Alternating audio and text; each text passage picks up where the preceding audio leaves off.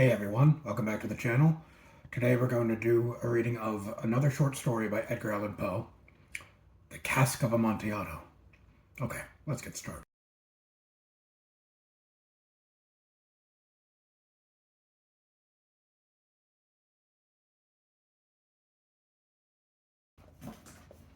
The thousand injuries of Fortunato I had borne as I best could, but when he ventured upon insult, I vowed revenge. You, who so well know the nature of my soul, will not suppose, however, that I gave utterance to a threat. At length I would be avenged. This was a point definitively settled, but the very definitiveness with which it was resolved precluded the idea of risk. I must not only punish, but punish with impunity. A wrong is unredressed when retribution overtakes its redresser. It is equally unredressed when the avenger fails to make himself felt as such to him who has done the wrong. It must be understood that neither by word nor deed had I given Fortunato cause to doubt my good will. I continued, as was my wont, to smile in his face, and he did not perceive that my smile now was at the thought of his immolation. He had a weak point, this Fortunato. Although in other regards he was a man to be respected and even feared, he prided himself on his connoisseurship in wine. Few Italians have the true virtuoso spirit. For the most part, their enthusiasm is adopted to suit the time and opportunity, to practice imposture upon the British and Austrian millionaires. In painting and gemmery, Fortunato, like his countrymen, was a quack. But in the matter of old wines he was sincere. In this respect I did not differ from him materially. I was skilful in the Italian vintages myself, and bought largely whenever I could. It was about dusk, one evening during the supreme madness of the carnival season, that I encountered my friend. He accosted me with excessive warmth, for he had been drinking much. The man wore motley. He had on a tight-fitting party-striped dress, and his head was surmounted by the conical cap and bells. I was so pleased to see him that I thought I should never have done wringing his hand. I said to him, "My dear Fortunato, you are luckily met. How remarkably well you are looking today. But I have received a pipe of what passes for Amontillado, and I have my doubts." "How?" said he. "Amontillado? A pipe? Impossible! And in the middle of the carnival." "I have my doubts," I replied, "and I was silly enough to pay the full Amontillado price, without consulting you in the matter. You were not to be found, and I was fearful of losing a bargain. Amontillado! I have my doubts. Amontillado! And I must satisfy them. Amontillado! As you are engaged, I am on my way to Lucchesi. If anyone has a critical turn, it is he. He will tell me. Lucchesi cannot tell Amontillado from sherry, and yet some fools will have it that his taste is a match for your own. Come, let us go." "Whither?" "To your vaults." "My friend, no, I will not impose upon your good nature. I perceive you have an engagement. Lucchesi?" "I have no engagement." "Come." "My friend, no, it is not the engagement, but the severe cold with which I perceive you are afflicted. The vaults are insufferably damp. They are encrusted with nitre." "Let us go none the less. The cold is merely nothing. Amontillado, you have been imposed upon, and as for Lucchesi, he cannot distinguish sherry from Amontillado."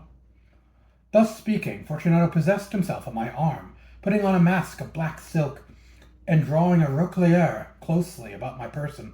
I suffered him to hurry me to my plaza. There were no attendants at home. They had absconded to make merry in honor of the time. I had told them that I should not return until the morning, and had given them explicit orders not to stir from the house.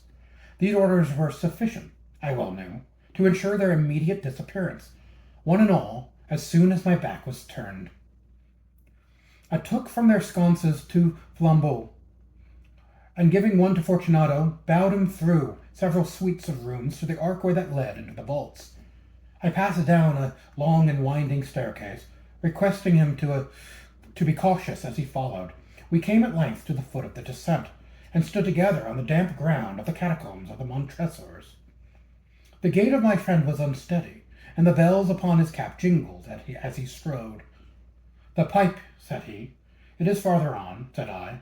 "But observe the white webwork which gleams from these cavern walls."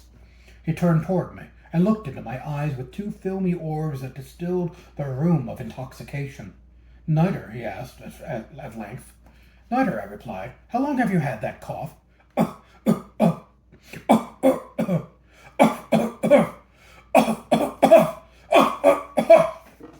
My friend found it impossible to reply for many minutes. "It is nothing," he said at last. "Come," I said with decision, "we will go back. Your health is precious. You are rich, respected, admired, beloved. You are happy as once I was. But you are a man to be missed. For me it is no matter. We will go back. You will be ill, and I cannot be responsible. Besides, there is Lucchesi." "Enough," he said. "The cough is a mere nothing. It will not kill me. I shall not die of a cough." "True, true," I replied. "And, indeed, I had no intention of alarming you unnecessarily, but you should use all proper caution.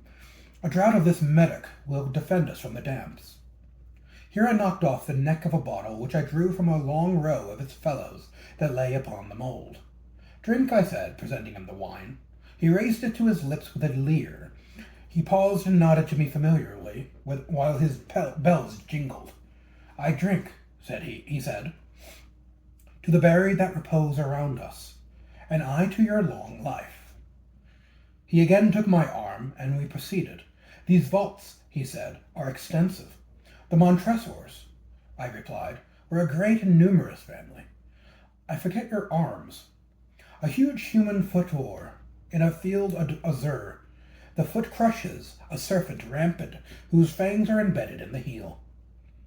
"And the motto?" "Nemo me impune lecessit." "Good," he said. The wine sparkled in his eyes, and the bells jingled. My own fancy grew warm with the medic.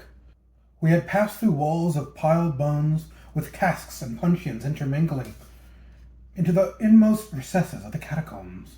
I paused again, and this time I made bold to seize Fortunato by an arm above the elbow. "The nitre," I said. "See, it increases. It hangs like moss upon the vaults. We are below the river's bed. The drops of moisture trickle among the bones. Come, we will go back ere it is too late. Your cough—" "It is nothing," he said. "Let us go on. But first another draught of the medic." I broke and reached him a flaçon of de Grave. He emptied it at a breath. His eyes flashed with a fierce light. He laughed and threw the bottle upward with a gesticulation I did not understand. I looked at him in surprise. He repeated the movement, a grotesque one. You do not comprehend?" he said. "Not I," I replied. Then you are not of the Brotherhood." "How? You are not of the Masons?" Yes, I said. Yes. "You? Impossible. A Mason?" "A Mason," I replied. "A sign," he said. "It is this," I answered, producing a trowel from beneath the folds of my roquelaire. You jest," he exclaimed, recoiling a few paces. "But let us proceed to the Amontillado." "Be it so," I said, placing the tool beneath the cloak, and again offering him my arm. He leaned upon it heavily. We continued our route in search of the Amontillado. We passed through a range of low arches, descended, passed on, and descending again, arrived at a deep crypt, in which the foulness of the air caused our flambeaux to glow than flame. At the most remote end of the crypt there appeared another less spacious. Its walls had been lined with human remains, piled to the vault overhead, in the fashion of the great catacombs of Paris. 3 sides of this interior crypt were still ornamented in this manner. From the fourth the bones had been thrown down, and lay promiscuously upon the earth, forming at one point a mound of some size. Within the wall thus exposed by the displacing of bones, we perceived a still interior recess, in depth about 4 feet, in width 3, in height 6 or 7. It seemed to have been constructed for no special purpose within itself, but formed merely the interval between 2 of the colossal supports of the roof of the catacombs, and was backed by one of their circumscribing walls of solid granite. It was in vain that Fortunato, uplifting his dull torch, endeavored to pry into these depths of the recess. Its termination the feeble light did not enable us to see. "Proceed," I said. "Herein is the Amontillado. As for Lucchesi, he is an ignoramus," interrupted my friend, as he stepped unsteadily forward, while I followed immediately at his heels. In an instant he had reached the extremity of the niche, and finding his progress arrested by the rock, stood stupidly bewildered. A moment more, and I had fettered him to the granite. In its surface were two iron staples, distant from each other about 2 feet horizontally. From one of these depended a short chain, from the other a padlock. Throwing the links about his waist, it was but the work of a few seconds to secure it.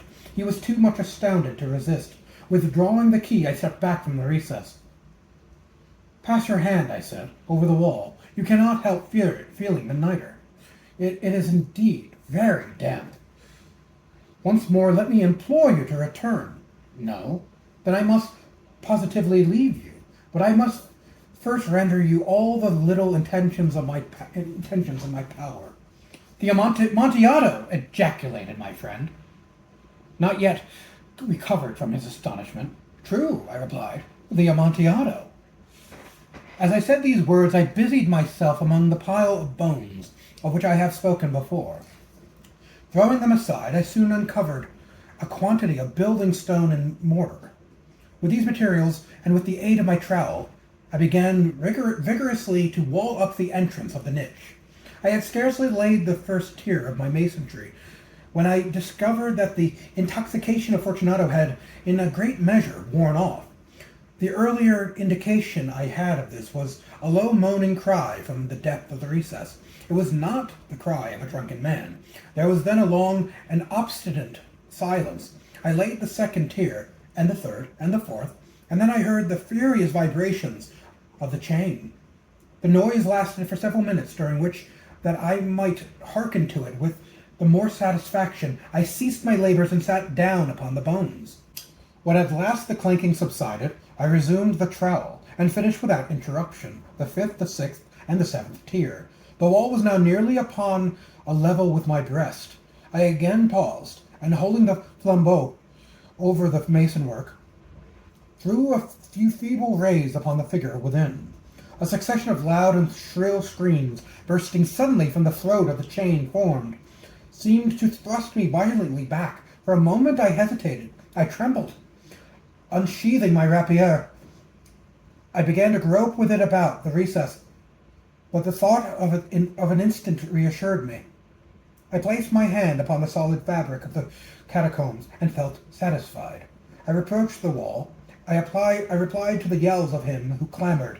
I re-echoed. I aided. I surpassed them in volume and in strength. I did this, and the clamor grew still.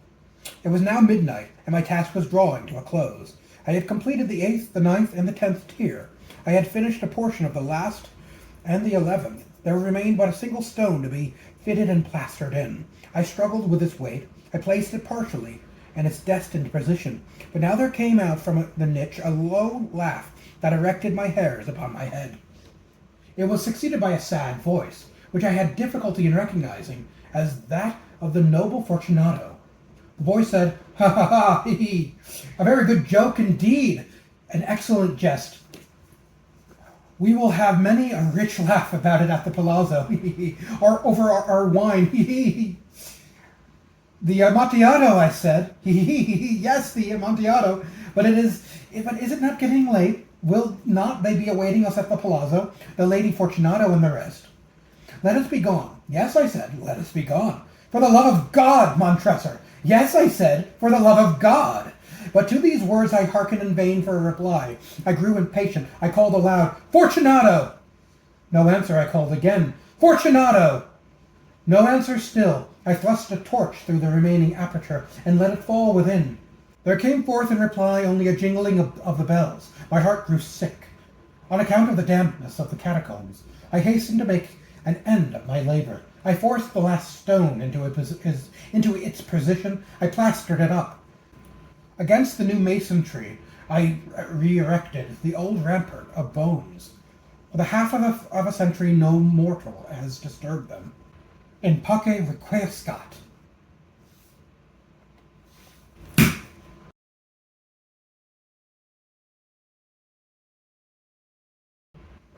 Thank you for joining me today for another intense tale of horror by the iconic Edgar Allan Poe.